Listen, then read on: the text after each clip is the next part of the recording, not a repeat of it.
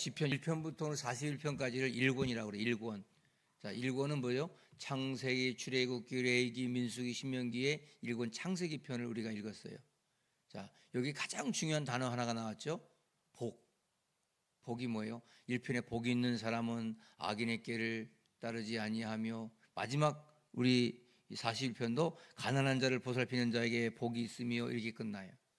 여러분들, 복이라고 하는 것이 뭘까요? 아무리 힘들고 아무리 지치고 아무리 어려운 일 당해도 그 가운데서 그럼에도 불구하고 하나님께 피하는 자, 하나님께 우리를 건지심을 믿는 자, 이게 복이라고 하는 거죠. 그런데 많은 사람들이 이 복 그러면 그냥 물질이 풍성하고 이런 게, 이 다윗이 지금 여기 41편까지 오는 가운데 다윗은 한 번도 평안할 날이 없었어요. 그런데 그런 가운데 하나님께서 나에게 복을 주셨다, 이런 말 하고 있습니다. 여러분들, 그래서 1절에 보니까 가난한 자를 보살피는 자에게 복이 있으며, 이렇게 말합니다. 여러분, 복에서 복으로 마치는 이 1편의 이 시편 41편 마지막 장을 우리가 읽고 있는데, 여러분들, 참된 복은 뭐냐면 여호와께 피하는 자가 복이 있다. 오늘 여러분들 여기 나온 게 복이라는 거예요. 내가 기도하러 나온 게 복이고, 하나님 붙드는 게 복이고, 하나님 살아계신 믿는 게 복이고, 그런 거예요. 여러분들 보세요. 내가 어려움 당할 때 어디 피할 곳이 있다는 게 얼마나 중요한 거예요. 내가 의지할 남편이 있고, 아내가 있고, 부모가 있고, 자식이 있고, 그러나 그들은 흔들리잖아요. 그러나 영원히 흔들리지 않는 하나님이 나의 피할 곳이 됐다는 게 얼마나 감사합니까? 저는 목회하면서 왜 이렇게 개척하다 보면 어려움이 많잖아요. 그죠? 저는 그래서 이 목회라고 하는 것을 다른 말로 생명 걸었다, 이렇게 말합니다. 해도 되고 안 해도 되는 게 아니에요. 어떻게 보면 정말 생명 걸은 거죠. 이것이 나의 호흡 같은 거예요. 나의 삶의 일상인 거예요. 아멘. 일이 아니에요. 그냥 내 삶이에요. 그냥 목회자 입장에서는 목회가 내 삶이고 나의 가족이고 나의 전부더라고요. 그러다 보니까 여기에 그냥 생명을 거는 거예요. 저는 항상 이런 말 합니다. 그렇게 생명 걸었는데 안 된다, 그럴 수가 없습니다. 여러분, 사업을 하더라도, 여러분 무엇을 하더라도 생명 걸잖아요. 안 될 게 없어요. 그럼 여러분들, 우리가 산다는 것이 뭐예요? 근데 그 어려운 가운데 제가 어려움을 만났을 때 가장 힘든 게 뭐냐, 피할 곳이 없을 때가 힘들었어요. 그러나 어려울 때 하나님 앞에 나와서 기도할 수 있다는 거. 정말로 그 밤에 혼자 나와서 철야하면서 하나님과의 관계 교제를 가지면서 그분께 울고 그분께 호소할 수 있다는 게 너무나 내겐 큰 복이라. 이게 다윗이 말하는 이 복이 아니고, 이 시편을 저는 1편 40편까지 이런 거 함께 읽어가면서 여기까지 오면서 1편의 결론이 뭐냐면, 그래, 하나님께 피하는 게 복이야. 하나님께 나와서 기도할 수 있다는 게 복이야. 여러분, 사람 앞에 울면은 사람들이 소문을 내고 저 사람이 어려운 일이 많은가 봐 그러잖아요. 그러나 하나님께 울고 하나님께 기도할 수 있다는 게 얼마나 큰 복인가. 여러분, 고난과 핍박을 당해보고 지금 다윗이 결국 여호와께 피하는 이 자체, 그러다 보니까 나와 같이 어려움 당하는 가난한 자, 불쌍한 자를 돌보는 마음이 생겼다는 것이 바로 복이라고 오늘 다윗은 이야기하고 있죠. 여러분, 가난한 자, 어려운 자가 보일 때가요, 진정한 복입니다. 여러분, 사람이 어려움을 당해봐야 어려운 사람이 보이는 거예요. 가난해 본 사람이 가난한 사람을 보는 거예요. 여러분들, 그를 하나님께서 뭐다 건지셨다 그랬어요. 어제 어떻게 했어요? 토요일에 어떻게 했어요? 주의 웅덩이와 수렁에서 건지셨다. 웅덩이가 뭐라 그랬죠? 한번 빠지면 못 나와요. 수렁을 한번 빠지면 그냥 늪처럼 쑥 들어가고 말아.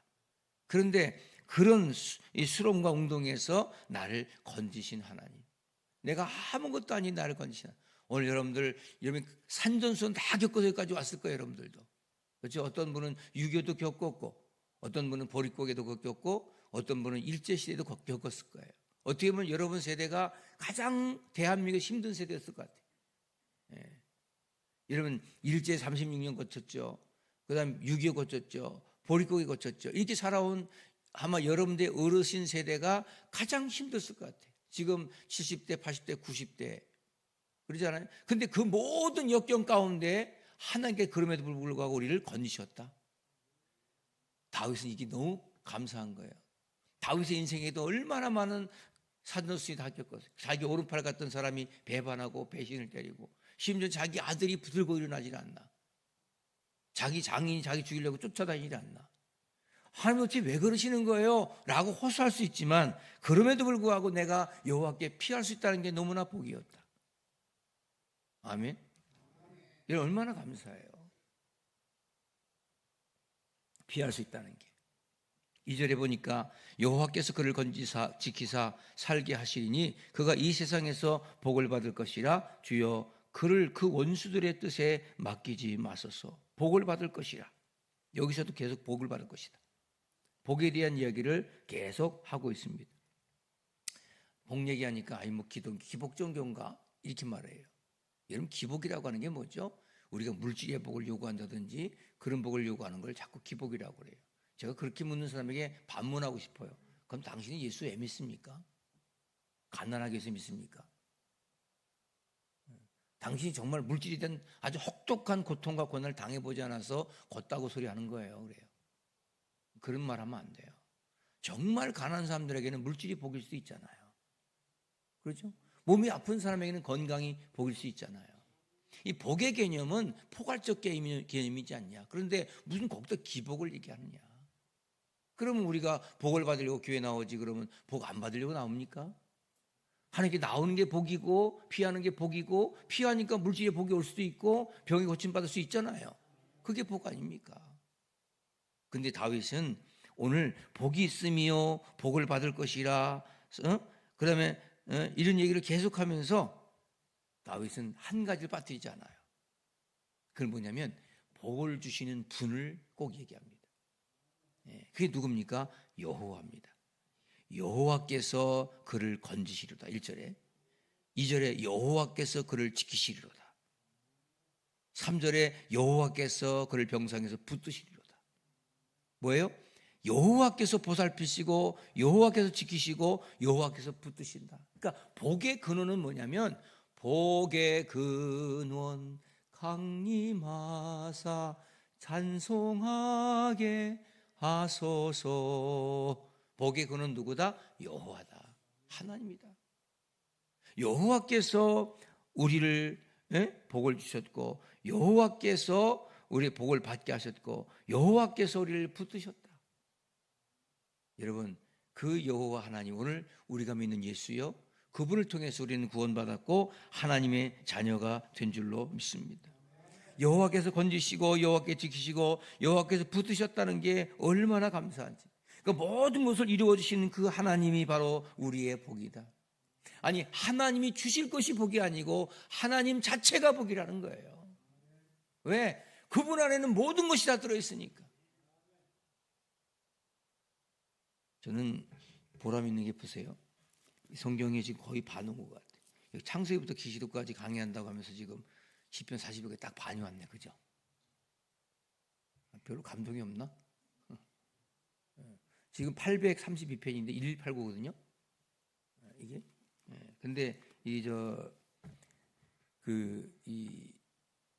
매일 한 장 읽어가면서 가져왔는데 얼마나 보람있고 감사해요. 근데 그동안 많은 수많은 복음을 들었는데 그 가운데 오늘 40편은 왠지 모르게 더 마음에 와닿는 이유가 뭐냐면, 여호와께서 모든 복을 주셨다는 거. 붙드시고 피하게 하시고 우리를 되게 하신 하나님의 놀라운 능력. 다윗이 얼마나 참 어려운 일을 많이 겪었습니까? 사울 왕이 너무너무 죽이려고 쫓다니까 전군을 풀어 죽이니까 어디 갈 데가 없어요. 우리 윤석열 대통령처럼 무슨 뭐 경호대가 있는 게 아니고 아무것도 없어요 지금 다윗은. 그러니까 저 블레셋 나라 있죠, 블레셋 나라. 저기 골리앗을 죽인 블레셋 나라까지 도망가가지고 거기 자기 적군에 가서 아기스 왕 앞에 가가지고 살려고 침을 질질 흘려가면서 바보짓 해가지고 곰 살았어요. 참, 여러분들 인간이 참 생명이 뭐라고. 나중에 또 시글락 공동체 만들어가지고 정말 거지 같은 사람들 다 모아가지고 400명 만들어가지고 그들 먹이 살리고 이러면서 인생이 정말 산전수 다 겪었어요. 별의 별. 그러니까 다윗을 얘기하면 우리 인생 같은 거예요. 오늘 여기까지 여러분들도 얼마나 많은 고통과 고난이 있을지 압니다. 여러분의 인생의 주름살들이 얼마나 많겠어요. 그렇잖아요. 제가 목회하면서 이런 얘기 했어요. 옛날 곽선임 목사님이 나이가 50 이하는 목사도 아니다. 내가 목회해 보니까. 근데 제가 살아보니까 그게 아니고 60 이하는 목사도 아닌 것 같아요. 제가 60에 넘어가 보니까 이제 조금 목회에 눈을 뜨는 것 같아요. 별로 감동이 없으세요? 조금 그것도 많이 조금. 이제야 조금 눈을 뜨는 것 같아요. 아, 이게 목회가 이런 거구나. 우리가 산다는 게 이런 거구나. 뭘 주장하고 이게 아니고 이게 목회구나. 이 다윗이 산전수전 다 겪어서 하나님은 다윗을 원수들의 손에서 그럼에도 불구하고 건져내시고, 오늘 3절에 보니까 여호와께서 그를 병상에서 붙드시고, 병상이란 말이 아플 때도 있다는 말이 아니고 엄청난 어려움입니다. 4절에 보니까 내가 말하기를 여호와여 내게 은혜를 베푸소서 내가 주께 범죄하였사오니, 때로 범죄 때문에 삶이 힘들었고 괴로웠고, 9절에 보니까 내가 신뢰하여 내 떡을 나눠 먹던 나의 가까운 친구도 나를 대적하여 그의 발꿈치를 들었나이다. 여러분, 사람이 제일 힘들 때가 뭐냐면 가까이 있던 사람이 반역할 때예요. 여러분, 믿었던 사람이 배신할 때 그때 가장 힘듭니다. 그죠? 근데 다윗은 그런 모든 경험이 다 있어요. 그러니까 고난 가운데 주어진 하나님의 이 모든 것을 이야기하는 거예요. 하나님, 나는 이렇게 저렇게 살았습니다. 삶을 연명하려고 때로는 바보짓도 했습니다. 이게 왕이야. 이스라엘 성군 왕이야. 그러니까 여러분들 너무 이렇게 내가 이렇게까지 살아갈 필요가 있어 이렇게 하지 마세요. 다윗이요, 이스라엘 성군이잖아, 왕이잖아요. 근데 이 다윗 같은 사람들도 그렇게 살아서 결국엔 승리하는데, 여러분들 구차한 삶이라고 자존심 부리지 마시고 이 또한 지나가리라. 그런 믿음으로 승리하십시오. 그러면서 10절에 뭐래? 그러하오나, 이 모든 아픔도 있고 모든 염려도 있고 힘들었지만, 그러하오나 주 여호와여 내게 은혜를 베푸시고 나를 일으키사 내가 그를 보응하게 하소서, 이렇게 말합니다. 그러하오나, 이게 신앙이죠. 내가 힘들었습니다.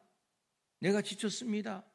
여러분, 사람이 살다 보면 좋은 일은 하나도 기억이 안 되고 어려운 일만 기억되잖아요. 저도 어렸을 때 어려운 일만 기억되고 있거든요. 좋은 일은 그냥 물에 새기고요, 어려운 것은 바위에 새긴 거죠. 어려운 것만 속속 머릿속에 각인되어 있어요. 여러분들도 남편이 잘해준 거 기억하지 않습니다. 못해준 것만 기억합니다. 아내가 서운하게 말했던 것만 기억하고 있는 거예요. 그러다 보니까 살아온 날들이 다 안 좋게 살아온 것 같은 느낌이 있을 때가 있어요. 뭘 아니고 좀 쳐다봐요. 진짜 그래요, 사람이. 교회에서도 목사님이 이렇게 은혜를 베푸고 잘해주고 이렇게 교회가 좀 좋았던 것은 기억 하나도 못하고 내게 서운했던 것만 가슴에 꼭꼭 담고 삽니다. 그래서 얼굴이 꼭꼭 씹어. 그래서 그냥 꽁 해가지고 꽁꽁 묶어놓고 삽니다. 오늘 여러분, 그러나 뭐라고 그래요? 그러하오나 주 여호와여 내게 은혜를 베푸시고 나를 일으키사. 뭐예요? 내 삶에 찾아오는 모든 것을 이길 수 없지만 하나님이 보응할 수 있도록, 하나님이 갚아줄 수 있도록.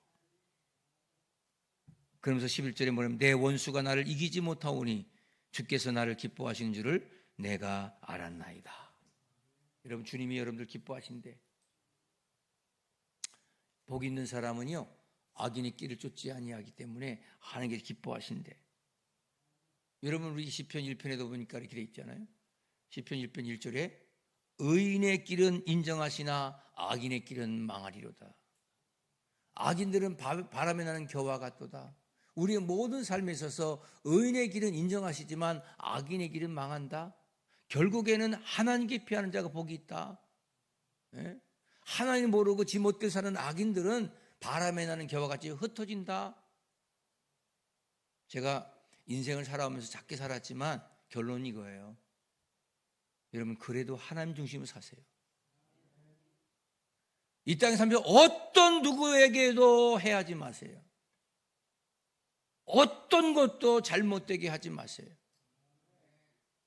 여러분 어떤 공동체에 가든 교회를 가든 가정이든 어디든 누구든지 다 유익이 되도록 서포팅해야지, 나 하나 살겠다고 남을 죽이고 전혀 관심이 없는 삶 살지 마시고, 대한민국 이 나라 민족을 위해서 내가 무엇을 할 것인가, 정말 이 교회를 위해서 내가 어떻게 헌신할 것인가, 우리 가정을 위해서 할게는 어떻게 내가 주님 앞에 충성할 것인가 라고 하는 그 비전을 가지셔야지, 나 하나 살겠다고 국가를 버리고 가족을 버리고 나 하나 살겠다고 교회를 갖다 망치고 나 하나 살겠다고 친구를 배반하고 하는 그러한 짓을 하지 말자는 거예요. 왜?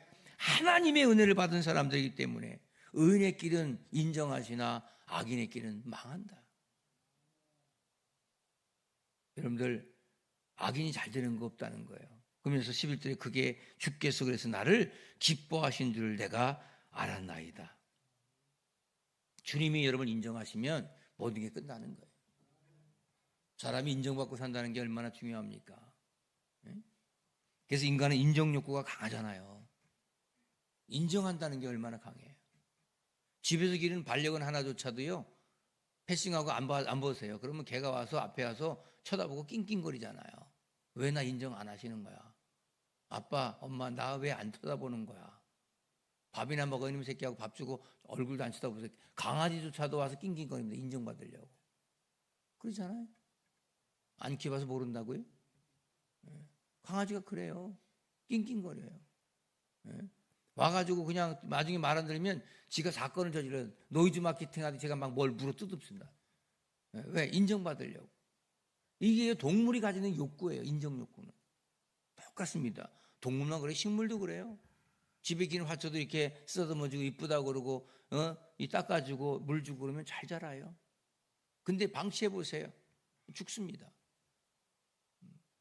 목사님, 우리는 왜 이렇게 식물이 안 되는지 모르겠어요. 방치하니까 죽는 거지 뭐. 그러니까 하나님의 보살핌을 받으셔야 돼. 하나님이 나를 인정하셔야 돼. 주님이 나를 온전하게 붙드셔야 돼. 12절 보니까 주께서 나를 온전한 중에 붙드시고 영원히 주 앞에 세우시나이다. 왜? 하나님이 나의 편이 되시면, 나를 온전한 사람으로 바꾸시고 은혜가 오면 하나님이 나를 변하게 하신다. 여러분, 사람이요, 이 변한다는 게 축복입니다. 목사님이 제일로 목회할 때 기쁜 게 뭔지 아세요? 성도가 변하는 거예요. 어떻게? 좋은 쪽으로. 기도 안 하던 사람이 기도하는 쪽으로, 충성 안 하는 사람이 충성하는 쪽으로. 할렐루야. 이렇게 변화되는 거예요. 그래서 하나님이 은혜를 주시면 어떤 상황에서도 온전함을 향해서 나갈 수가 있다.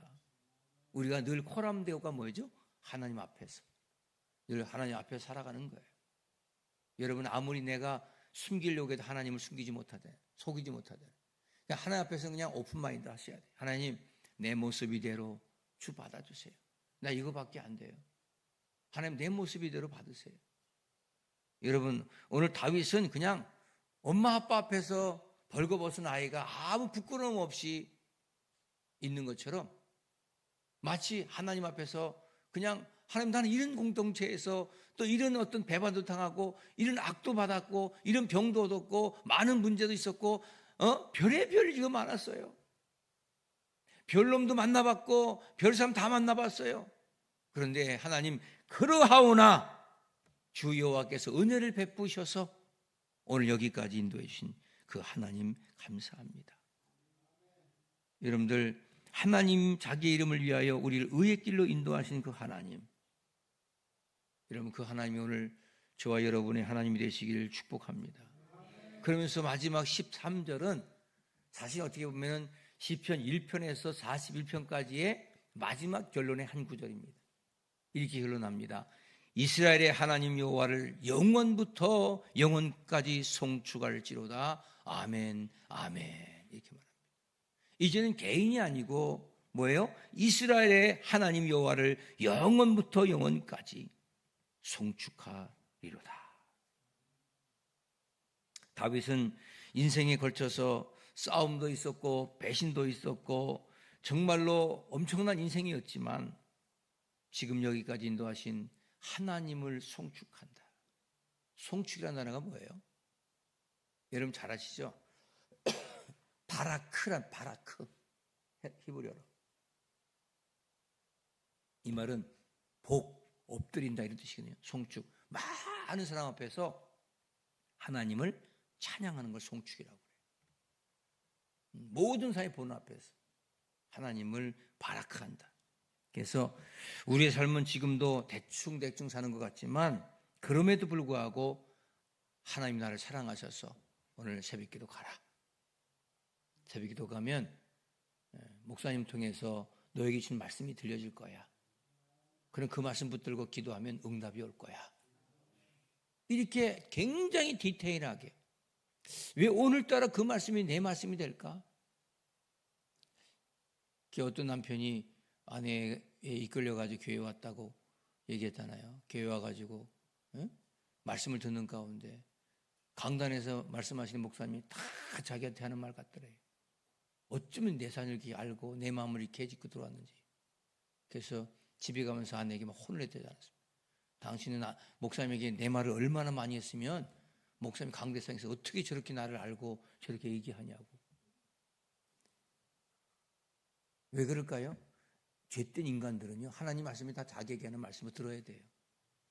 어떤 사람은 이걸 자기 말로 듣지 못하고 남에게 주는 말로 들으면 안 돼요. 오늘 김 집사가 나서 참 좋은 말씀 했다.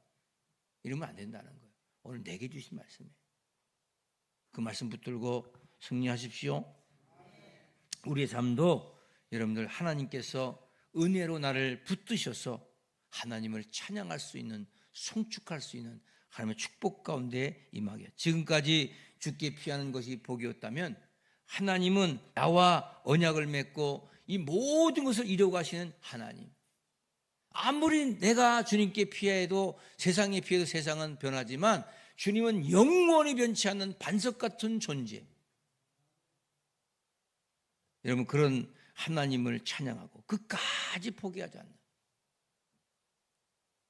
제가 미력이나마 지금까지 살아오면서 딱 하나 한 게 있다면 이거 있어요. 저는 배신 안 합니다. 이게 제 가치관이에요. 저 배반 안 합니다. 내가 피해를 본 피해받지 배신 안 해요. 세상에서 가장 못난 동이 하는 것 같아요. 그거는. 제일 처음에 교회 송파에 시작한 교회 지금도 그 교회 하고 있거든요.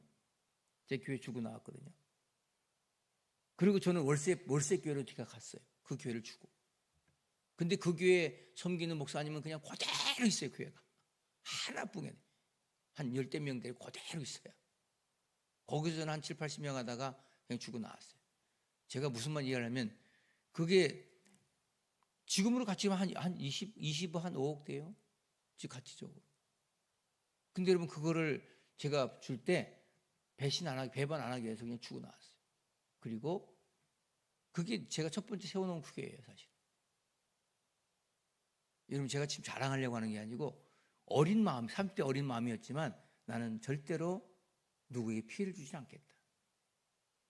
나로 인해서 누가 피해보면 안 된다. 배신 때리지 않겠다. 그리고 나는 평생 살면서 어떤 것도 내가 누구에게 불이익을 주진 않겠다. 그래서 저는 꾸어줄지언정 꾸지 않는 인생 살겠다.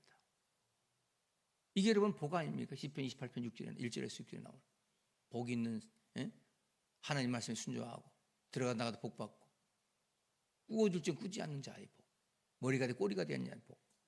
이게 뭐예요? 하나님께 피하는 자가 복이 있다. 그걸로 인해서는 40년 동안 새벽기도 했네요. 여호와께 피하는 거예요. 계속 하루하루 피하는 거예요. 그때 하나님께서 여기까지 인도하시고 제 삶에 여호와가 나의 목자가 되셨고 부족함이 없도록 하시더라. 왜 부족할까요? 여호와께 피하지 않으니까. 왜 부족할까요? 자꾸 자기가 뭔가 하려고 하니까. 그러니까 모든 게 자기 중심이고 자기 생각이에요. 제가 이런 말씀 드릴게요. 자가당착에 빠져서 복이 없는 거예요. 그게 복이 없는 거예요.